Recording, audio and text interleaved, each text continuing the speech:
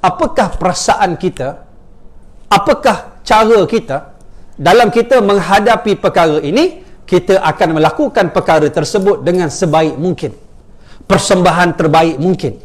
Kalau inilah perasaan kita dalam menghadapi solat, menghadapi puasa, menghadapi sedekah, menghadapi Quran, menghadapi kuliah, kita sentiasa memperbaiki, memperelok dan menambahkan mutu kualiti dalam persembahan kita, kerana kita terasa ini yang terakhir.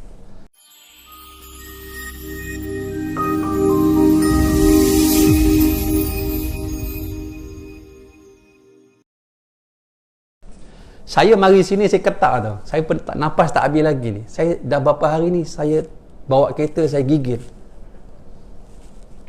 Sebab saya nak kena langgar itu kat Puchong. Saya bawa lane ketiga, kawan saya bawa, saya duduk sebelah. Lane ketiga kan laju. Tapi saya taklah laju mana. Tapi lane ketiga lebih laju daripada lane kedua. Tak tahu mari mana di hadapan saya ada kerusi. Sebiji kerusi. Kalau langgar aksiden, tak langgar aksiden. Kalau langgar kerusi. Kalau tak langgar, orang belakang akan langgar saya. Saya kata kat kawan, kita berhenti tapi dah dekat dengan orang belakang. Jadi kita pun tekan lampu emergency itu. Tapi orang laju. Kawan keluar, dia tarik kerusi. Saya duduk kat sini, saya nampak kat side mirror tu, saya nampak side mirror yang saya tengok tu, saya nampak kereta laju belakang. Ketika semakin dekat, saya hanya ingat, ya Allah, apa nak jadi-jadilah. Saya ingat satu kalimat saja, Allahu Akbar. Saya takbir. Dia nak langgar tu, dah laju-laju, dia langgar sangat tepi je. Lagi depan, di belakang dia tarik, bawa ke side mirror. Side mirror yang saya tengok, pum, terlambung. Side mirror tu, dengan dia kat depan terbabas, dengan saya, kereta kat belakang laju, Merc, BM, sum. Semua sejengkal brake, beratur, tung. Allahu Akbar. Saya nampak macam mati dah. Saya nampak macam kereta tu datang, macam malaikat maut. Dah dekat. Kau nak apa lah ni? Kau nak apa? Ingat Allah saja. Saya gigil. Yang langgar saya tu budak Cina, umur 29 tahun. Nama dia Jen. Bila dia ke depan, dia ke tepi, saya minta orang tolong apa, surat ke tepi. Budak ni keluar gigil, atas kaki sampai ke atas gigil. Saya nak ambil air tak ada, nak bagi dia minum, dia terperanjat. Saya tepuk dada dia. Saya takut, saya gigil, tengok saya. Dia gigil, atas ke bawah, gigil. Duduk, sayan dia, budak tu. Saya pun gigil juga, terperanjat juga. Sahabat saya ni pun gigil juga. Tapi dia lagi teruk. Macam mana? Tak apa. Macam mana? Saya mau ganti, saya sudah langgar. Dia fikir itu je, dia pening budak ni sian. Tak apa, you balik, you pergi minum mana-mana. Dia lepas setengah jam, dia mesej saya, dia berhenti depan, dia minum kopi. Nak bagi dia tenang. Kemudian saya kata pergi cek kedai, repair, nanti saya ganti. Tak apalah. Pergi polis kan nak report macam-macam claim insurance. Okey je kan? Okey. Tapi nak sebut sahabat-sahabat, itu yang saya rasa. Sebab apa Sebab Allah Subhanahu Wa Ta'ala mengajar kita menghargai hidup sekarang. Dengan menghargai hidup, kita menghargai segala kerja buat kita yang tak dapat dilakukan oleh orang mati. Lah ni kita duduk berkuliah ni, ada yang nak balik sebab apa? Nak buat amal yang soleh. Tak percaya? Cuba tengok surah Al-Mu'minun ayat 99, ayat 100. Secara umum disebut, qala rabbi rji'uni la'ali a'malu salihah fima taraktu. Wahai Allah, kembalikan aku kat dunia, ya Allah, aku nak lakukan amal-amal soleh yang aku tak mampu, belum sempat nak lakukan. Ada juga yang sedekah.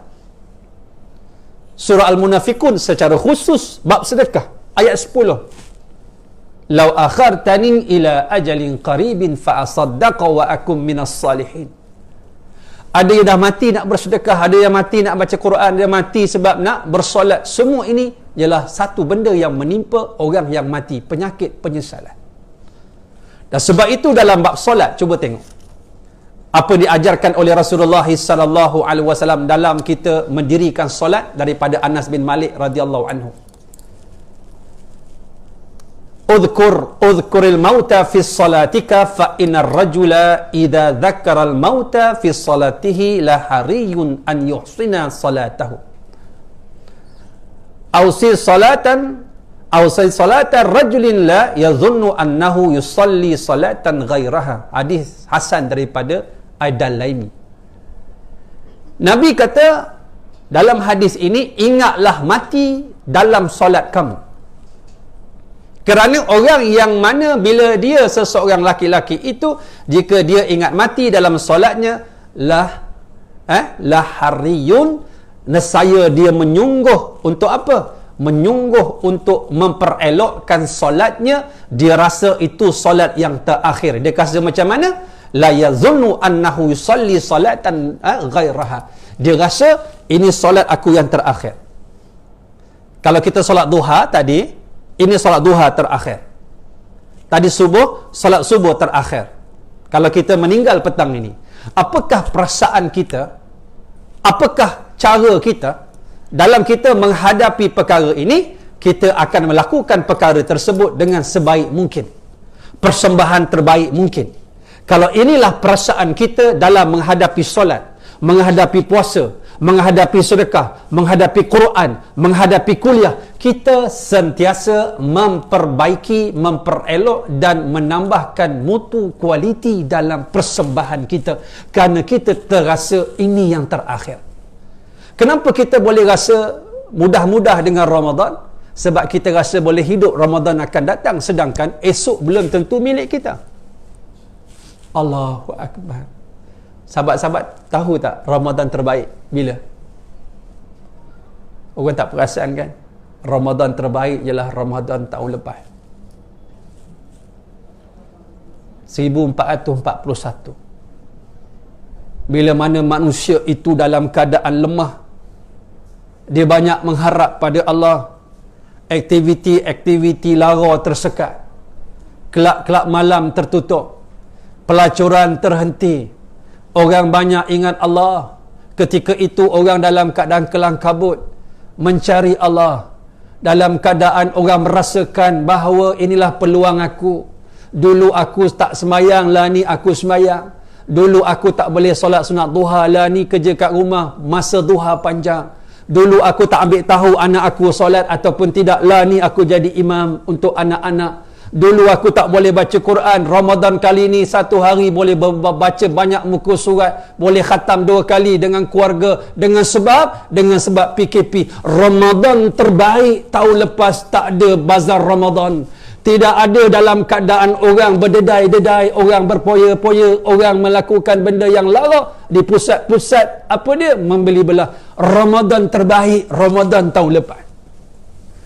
Melahirkan ramai imam-imam di rumah-rumah, bukan imam solat jemaah, imam solat tarawih, ada pun ditambah dengan imam kepada solat hari raya puasa, hari raya haji, berlaku dalam PKP tahun lepas. Yakinlah demi Allah, dia takkan sama dengan Ramadan tahun ini. Yakinlah orang yang duduk dalam keadaan hari itu ditarbiyah oleh Allah Subhanahu Wa Taala, dia akan rindu Ramadan tahun lepas, yang dipanggil Ramadan COVID-19, tuan-tuan. Allah nak kita balik kat dia. Bila Allah uji kita, kita menjadi 2 golongan. Sama ada kita ni semakin taat, atau kita semakin menderhaka kepada Allah. Kadang-kadang Allah bagi kita nak biar kita kembali rujuk pada dia. Bukan isu kita PKP atau tidak, MCO atau tidak, bersyarat atau tidak, darurat atau tidak. Isunya ketika mari Ramadan, kamu di mana? Ketika kamu sehat, kamu di mana? Ketika kamu sakit, kamu di mana? Adakah ketika itu kamu hamba pada aku? Itu nilaian Allah Subhanahu Wa Taala. Lalu Rasulullah mengajar kita satu hadis lain, supaya kita mencapai darjat takwa itu dengan 2 keadaan yang cukup mudah. Iaitu hadis daripada Abu Hurairah radhiyallahu anhu, sahabat yang paling banyak menghafaz hadis, 5,374 hadis, ada kata 75. walaupun dia hidup bersama Nabi 3 tahun, dia peluk Islam 8 hijrah, Nabi wafat 11 hijrah, 3 tahun. Sahabat kata, wahai Abu Hurairah, kami bersama Nabi sejak zaman Mekah, lama dengan Rasulullah, kamu baru 3 tahun, kamu dapat banyak hadis daripada kami, kenapa? Apa jawab Abu Hurairah? Wahai sahabatku sekalian, kamu sibuk dengan dunia kamu. Ada yang perniagaan, ada pertanian, sibuk dengan kerja dunia kamu. Aku bersama Rasulullah, aku berdamping dengan Rasulullah, maka aku dapat lebih daripada kamu. Paling banyak menghafaz hadis Nabi Abu Hurairah. Nak kata jutawan? Tidak. Nak kata bisnesmen besar? Tidak. Kita baca hadis Nabi an Abi Hurairah, an Abi Hurairah, an Anas, an Anas, an Anas. Kita jumpa nama-nama yang hebat di sekeliling Rasulullah sallallahu alaihi wasallam. Apa hadisnya? Nabi kata dalam kita nak berpuasa, dua dia punya formula dia. Man sama Ramadana imanan, pertama. Orang yang berpuasa dalam keadaan iman. Kerana apa? Syarat sah puasa ialah iman. Dia Islam. Sebab itu anugerah yang terbesar dalam dunia ini iaitu ilmu. Kalau kita nak ulang balik buat revision tentang puasa, saya yakin sahabat-sahabat lebih alim daripada saya. Kerana benda tu benda kita dah tempuh lama. Tapi dalam kita penghayatan itu yang kurang sikit. Penghayatan kuat ataupun tidak kerana ilmu. Sebab itu Nabi menggambarkan dalam hadis yang lain bahawa ilmu itu dia umpama hujan dan manusia itu umpama tanah, kata Rasulullah sallallahu alaihi wasallam. Jangan kita kata, ustaz, ramai orang hafal Quran. Tuan-tuan, cuba masuk Mahat Tafiz jadi apa? Tak semua orang boleh hafal habis 30 juzuk. Tak semua orang berjaya menghafal. Tak semua orang berjaya menghafal dan menjaga Quran. Tak semua. Tak semua orang bila belajar agama, bila belajar dia keluar, dia jadi, dia boleh mengajar. Tak semua. Kerana dia anugerah Allah. Sebab itu kata Nabi dalam hadis yang lain, kalau matinya ulama tak ada ganti. Ulama mati tak ada ganti. Kita sedih tok-tok guru meninggal. Kita sedih. Patut kita sedih kita tak melahirkan alim ulama. Kita menyungguh melahirkan pusat-pusat pengajian sebab kita akan mati. Dalam erti kata lain, asas ini yang Nabi bentuk. Daripada hadis an Abi Musa Asy'ari radhiyallahu anhu, mathalu man ba'athani Allahu bihi minal huda wal ilm, ma ba'athani Allahu bihi minal huda wal ilm kamathalil ghaith, kamathalil ghaithil kathir asaba ardan. Paumpamaan, kata Rasulullah, orang yang mendapat apa yang aku bawa dari petunjuk dan ilmu itu seperti hujan yang lebat turun ke atas bumi, kata Rasulullah. Fakana minha naqiyatun qabilat ma'a fa'ambatat al-kala wal 'ashab al-kathir. Fakanat minha ujadibu amsakatil ma'a fatanfa'ullahu biha an-nas fasharibu wasaqau wazaru. Rasulullah kata bila turunnya hujan yang lebat, ada yang tanah menerima air. Tanah yang subur menerima air, dia meresap daripada tanah yang subur, maka tumbuhlah rumput-rumput dan pokok-pokok asyam yang banyak. Yang kedua, ada tanah yang dia tak menyerap air. Tanah ini bila kena hujan, dia menakung air. Adapun dia tetap bermanfaat. Apa dia? Bila air bertakung menjadi kolam, menjadi sumber air kepada manusia dan juga binatang yang minum menggunakan manfaat air. Dan kata Rasulullah sallallahu alaihi wasallam, wa asabat minha ta'ifatan ukhra ainama hiya qi'an la tumsiku ma'an wa la tumbitu kala. Kata Rasulullah sallallahu alaihi wasallam, ada jenis tanah menyerap air pun tidak, menakung air pun tidak menumbuhkan rumput, tidak menumbuhkan pepohon. Inilah fadzalika mathalu man faqiha fi dinillah wa nafa'ahu ma ba'asani Allahu bi fa'alima wa 'allama.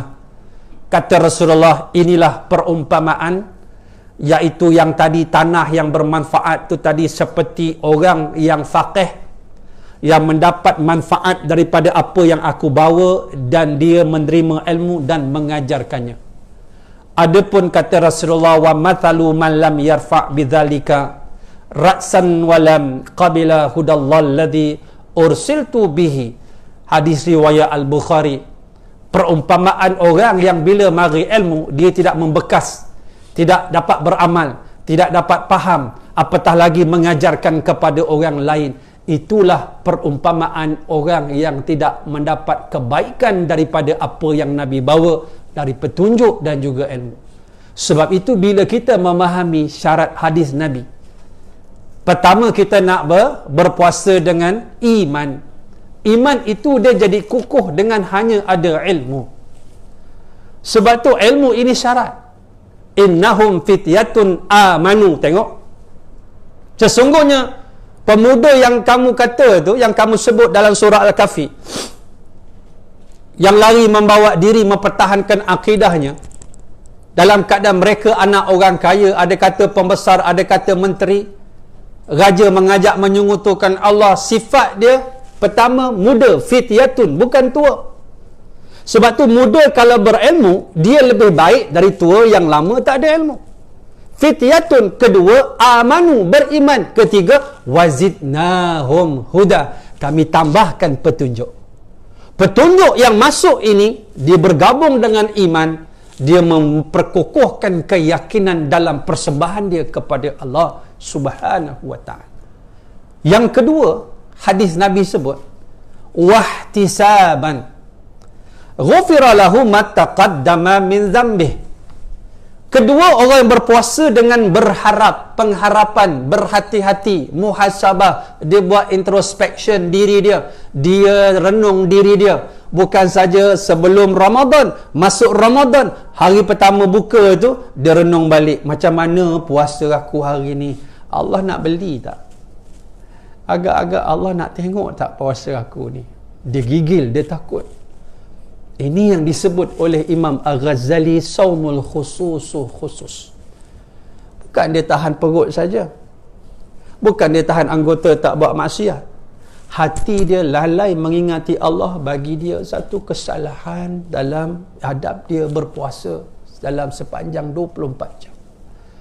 Sebab itu dia berlaku penapisan, dan sebab itu kemuncak daripada apa yang kita nak, keampunan. Sebab itu doa yang terbaik bila kita duduk pada malam-malam akhir Lailatul Qadar, lebih baik di awal apa dia? Doa minta ampun. Siapa yang Nabi ajar? Isteri dia, untuk mengajar kita. Nak macam apa ya Rasulullah kalau aku jumpa malam tu? Nabi ajar pada Aisyah radhiyallahu anha, kan? Minta apa? Minta ampun. Supaya apa? Supaya itulah asasnya, kan? Allahumma innaka afuwun karimun tuhibbul afwa fa'fu anni. Nabi tak ajar isteri dia minta kaya, tak ajar isteri dia hidup senang, tak ajar isteri dia hidup sehat. Kemuncak keampunan itulah harta yang terbaik yang Allah berikan pada kita pagi ini sebelum kita masuk alam barzakh. Tak guna kita kaya, mati Allah tak ampunkan. Tak guna kita terkenal, mati Allah azab. Tak guna kita orang sanjung kita ni hebat, mati Allah tak ampunkan. Kalau Allah tak ampunkan kita, tuan-tuan, kita nak pergi mana dengan dosa kita yang banyak kalau bukan pengampunan? Sebab itu inilah asas yang dibina oleh Nabi dua saja. Man sama Ramadana imanan, berpuasa dengan iman. Yang kedua, Nabi kata wahtisaban, harap-harap dapat jumpa Ramadan, harap-harap dalam Ramadan dapat Lailatul Qadar, harap-harap malam Lailatul Qadar Allah ampunkan aku.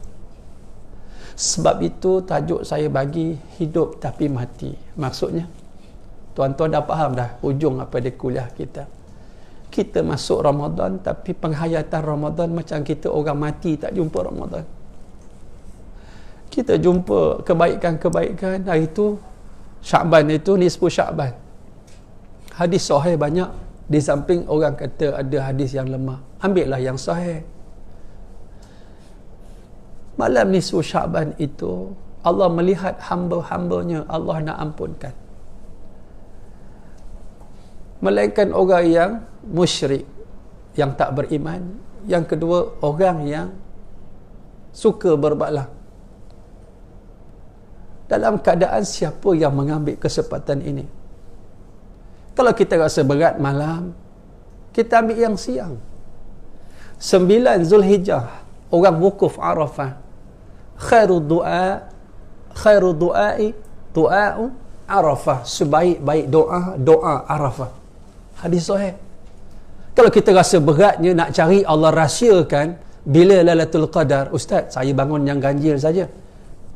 Boleh Ustaz? Boleh. Boleh mati ya. Lailatul Qadar juga boleh berlaku pada malam yang genap. Beribadah bukan berlakon, bukan mengagak-ngagak, mengacah-ngacah. Sebab itu orang yang beriman, dia tidak ada kepentingan dalam beribadah. Ramadan tak Ramadan, dia sama. Sebab itu dalam menghadapi genap atau ganjil, dia sama. Dia konsisten. Dia bukan mencari malam-malam tertentu, tetapi dia memanfaatkan masa dalam keadaan ia merupakan rutin dari kehidupan dia. Kalau kita rasa berat, cuba tengok yang siang. Allah jadikan siang hari. Bila? Hari wukuf Arafah, masuk waktu zuhur di Arafah. Paling banyak Allah membebaskan hamba-Nya daripada neraka. Ketika itu kita yang tak duduk kat sana, berapa banyak kita mengambil peranan ini, berkumpul dengan keluarga, doa, ya Allah, hari baik ini ya Allah, aku tak kira lah ya Allah, beza waktu Mekah dengan Malaysia berapa jam, aku tak kira. Ya aku tahu ya Allah, hari ini 9 Zulhijjah kat Malaysia ya Allah. Allah faham tuan-tuan, puan-puan. Kita pula kira-kira Ustaz, Mekah dengan Malaysia 5 jam. Yang ni Zuhur sana masuk sini belum. Macam mana Ustaz doa? Dia fikir macam tu je otak dia. Tetapi untuk mengambil ruang dan peluang, kita menambah baik, mencari peluang-peluang, Allah ampunkan kita. Sebab itu ini yang disebutkan package yang diajarkan oleh Rasulullah SAW, yang kita ambil sebelum kita masuk dalam bulan yang mulia. Ia merupakan proses selama setahun. Tak percaya, cuba tengok. Habis puasa Ramadan, ada puasa 6 Syawal. Walaupun hukum dia sunat. Supaya apa? Kita yang dah puasa sebulan, kita tak lari daripada puasa dalam bulan selepasnya. Di samping ada puasa Isnin Khamis, ada puasa Hari Putih, ada puasa 10 Muharram, ada puasa-puasa apa dia? 10 hari Zulhijjah. And semua ini apa? Merupakan pusingan puasa yang akan mana sentiasa meletakkan kita dalam momentum untuk balik semula ke Ramadan. Kita ialah manusia yang sudah bersedia untuk Ramadan dalam tempoh setahun. Bukan bermula doa yang imam baca bulan Rajab, Allahumma barik lana fi Rajab wa Sya'ban. Sebab itulah sahabat yang saya kasih sekalian, kita mengambil peluang dan ruang ini, kita mensyukuri nikmat Allah. Jangan sampai kita ditimpa penyakit penyesalan, iaitu mati. Sebab itu bila mati, orang beriman menyesal sebab tak buat lebih. Orang tak beriman menyesal sebab tak sempat bertaubat. Jangan sampai kita ditimpa penyakit penyesalan. Dan penyesalan itu, dia hanya berlaku di hujung daripada kehidupan kita. Penyesalan tak pernah berlaku di awal. Beritahu saya, kalau ada di sini penyesalan berlaku di awal, beritahu saya. Penyesalan akan berlaku di hujung. Tetapi yang lebih memeritkan, bila kita tidak boleh berpeluang berpatah balik untuk rujuk balik kepada Allah. Bila kita melangkah satu alam namanya barzakh, dan di samping kita hidup, kita nak memperkemaskan kehidupan kita, biar nanti dia tak jadi hidup tapi mati, iaitu hidup tapi hidup dengan cahaya Ramadan. untuk kita bawa latihan-latihan ini dengan kita memantapkan lagi. Sudah-sudahlah hidup kita Ramadan dengan bazar Ramadan. Sudah-sudahlah dengan juadah-juadah. Cukup-cukuplah dengan baju raya. Cukup-cukuplah dengan benda-benda ni. Benda-benda ni untuk budak-budak, cucu kita je. Ke arah kita ni, patut benda-benda tu tak ada. Yang kita kena fikir ialah macam mana kita nak memanfaatkan Ramadan dalam keadaan Ramadan yang terbaik. Mudah-mudahan kita mendapat apa yang dijanjikan, dan Allah tidak mengharamkan. Dalam hadis itu tadi Nabi menyebut mereka itu orang yang diharamkan, wa na'udzubillahi min dzalik. Saya minta maaf, saya kena pergi. Cuma ada sahabat kata nak tahnik cucu, saya terus pergilah. Sebab ada mesyuarat dekat Ulu Kelang, saya kena balik semula. Cuma akhirnya kalau bolehlah, dengan rendah hatilah saya mohon pada sesiapa nak berwakaf, saya letak belakang tu ada flyers, masukkan dalam akaun Akademi Khairiyah. Kemudian maklum kat saya, nanti insya-Allah saya atau admin dia akan buat resit wakaf. Saya sedang membangunkan satu kompleks pengajian. Saya beli tanah 9 ekar dekat Ulu Bernam, lot 1206, 1205, 1207. 3 lot, 3 geran. 9 ekar. Saya buat dalam PKP hari tu dengan izin Allah. Dalam keadaan PKP, kumpul duit, beli tanah. InsyaAllah saya akan bangunkan. Ia merupakan rentetan daripada madrasah kami dekat Muar. Kemudian kat Puchong yang nak pergi overseas, dia akan transit di Puchong 2 tahun, buat fast track SPM, dan dia pergi. Jadi saya punya concern sekarang ni, saya akan bangunkan tahfiz. Saya ambil anak yatim, saya ambil orang-orang susah, kita bagi pendidikan percuma. Kemudian 3 ekar lagi saya buat pondok-pondok pengajian orang dewasa dan akan belajar kitab bersilibus. Kemudian saya buat serambi ilmu, 1 surau untuk pengajian berkitab. Dan kita ada classroom, tak campur dengan tahfiz. Tahfiz ni akan waktu sembahyang solat bersama lah. 3 ekar di hujung tu saya buat pertanian. Saya tanam pokok sikit, sayur sikit. Saya buat 3 ke 4 telaga ikan, kolam ikan. Jadi untuk menampung anak-anak ni besok makan minum dia.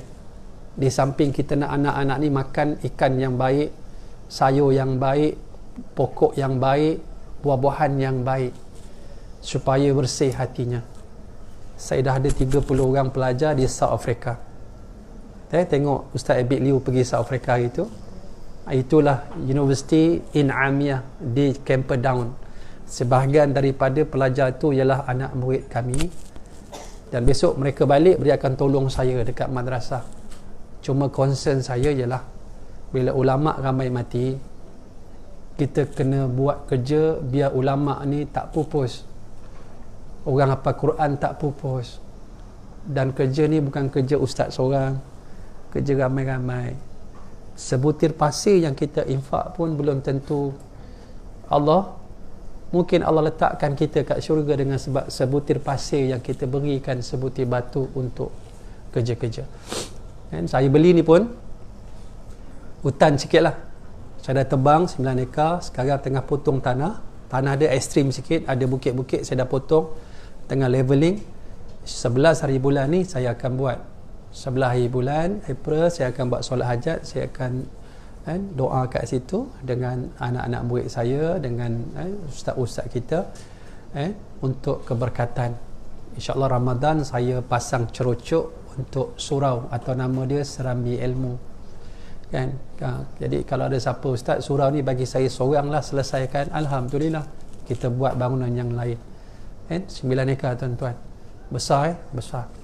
Dan saya dah buat jalan masuk 800 meter tu, saya tebang, saya buat jalan, dah masuk dah straight di atas tapak 800 meter. Yang sumbang tu ada yang dah meninggal dunia.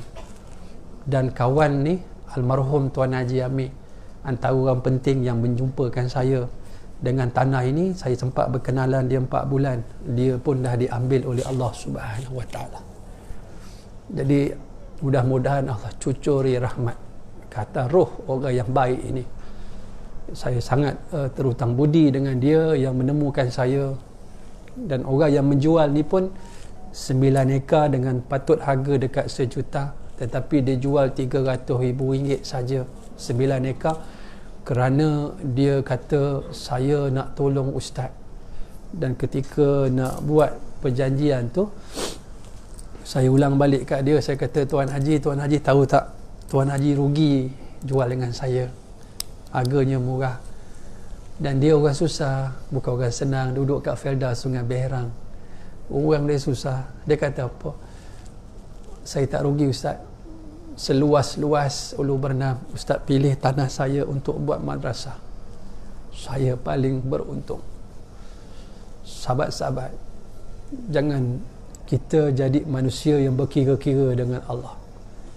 Kalau ikutkan saya pun dah penat, tak larat saya, banyak penyakit. Tapi kerana kita mengenangkan apa akan jadi kalau kita tak bangunkan pusat-pusat pengajian, bila kita mati, siapa nak meneruskan kerja ini kalau bukan para alim ulama?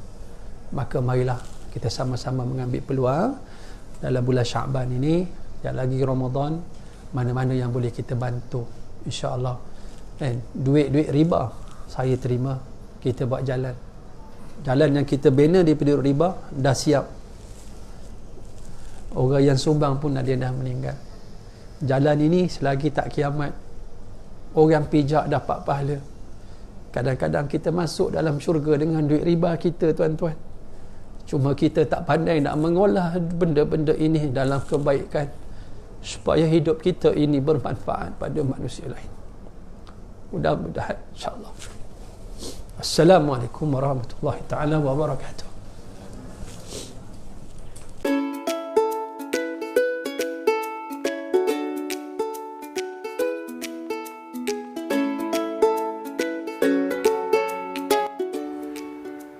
Terima kasih kepada semua para penyumbang. Syukran jazilan katsira. Jazakallahu khairal jaza. Minumlah Tanwir Koko terbaik.